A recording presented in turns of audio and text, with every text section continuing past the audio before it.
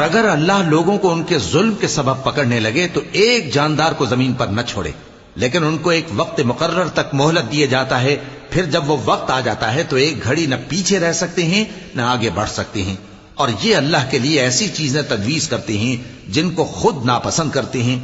اور زبان سے جھوٹ بکے جاتے ہیں کہ ان کو قیامت کے دن بھلائی یعنی نجات ہوگی۔ کچھ شک نہیں کہ ان کے لیے دوزخ کی آگ تیار ہے، اور یہ دوزخ میں سب سے آگے بھیجے جائیں گے۔